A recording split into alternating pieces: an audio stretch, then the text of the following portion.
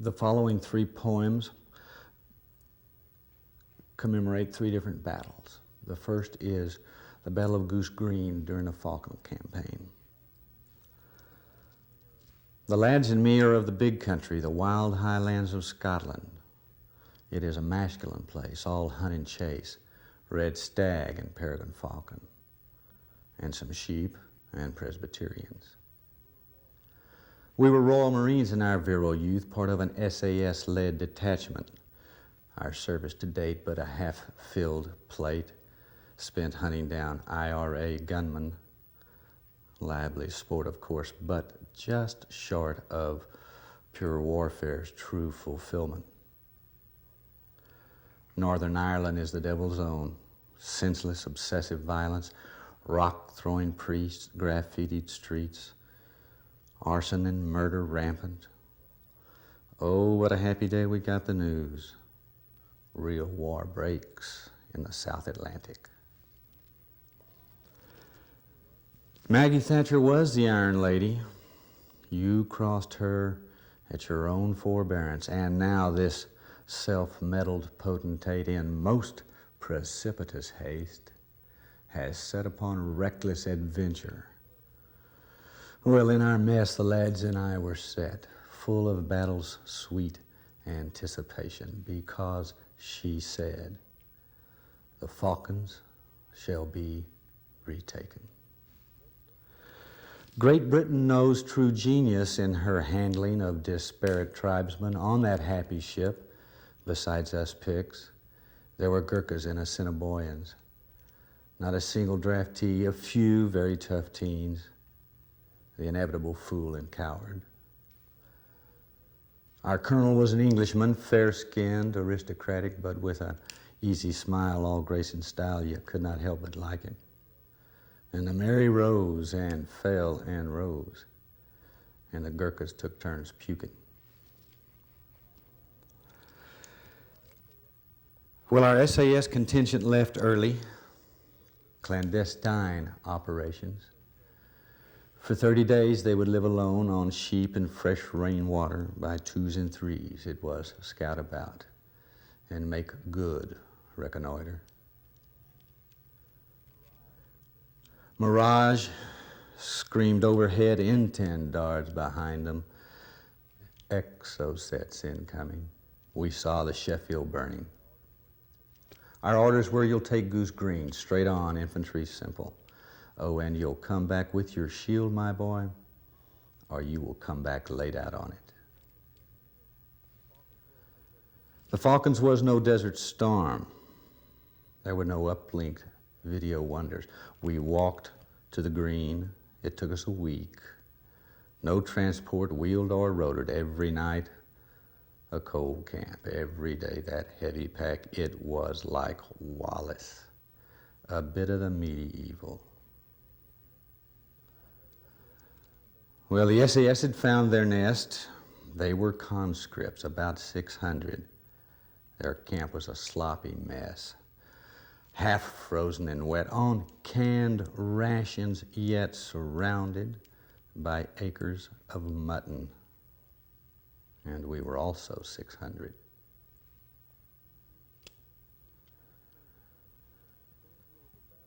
The Queen's rules of battle give her elite troops wide discretion. She let us paint our faces blue, acquire deportment fierce and howling, so that at dawn on that day, we swept off that slope, one-on-one, face-to-face, straight into them. The paid price? Well, it was the life of our dashing colonel. The Falklands are a lot like home. They are open and wild, forgotten. I might live there now, but they do not have red stag or peregrine falcon. I still hear the lads say, look what we did here today. See how our enemy lays, face down in sheep and Presbyterians.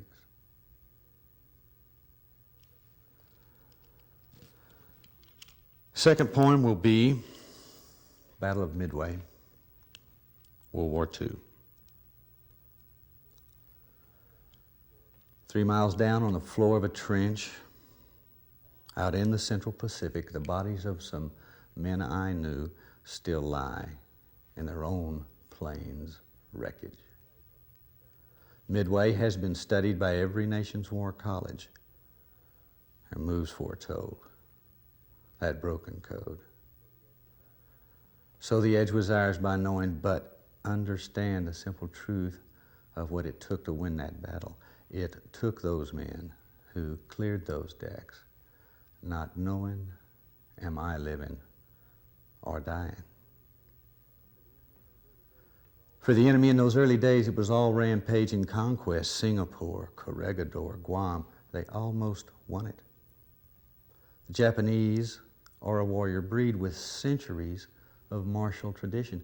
Bushido was no idle threat, a piece of Allied propaganda.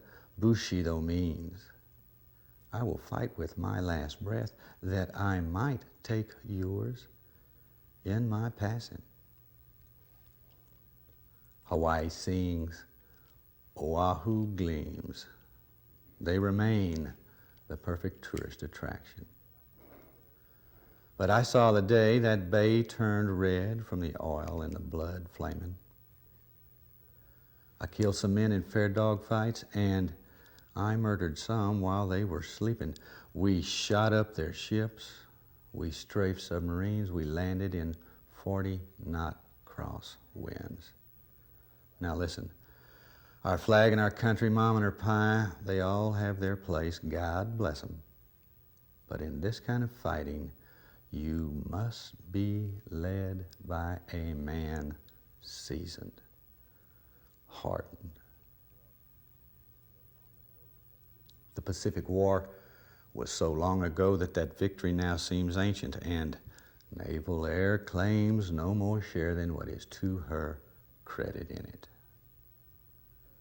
But with that said, I would remind each one of this pampered generation that there was a day at Midway alone we could have lost it.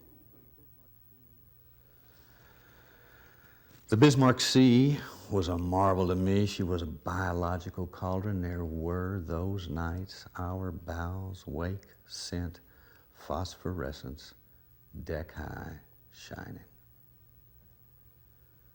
And now I'm in my final years. I have grandchildren of comforting number. Yet not one of them knows how this gentle old man they see every Easter, every Christmas, fought all the way into Tokyo Bay, driven by a rage for vengeance.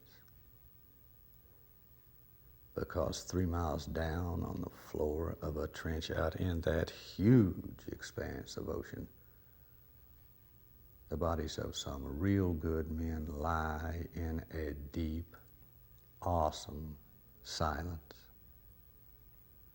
I served more than 1,000 days, saw 24 ruthless fights, but for Midway there would have been none of them. All hail those men who lie there today and consider their moment of purpose.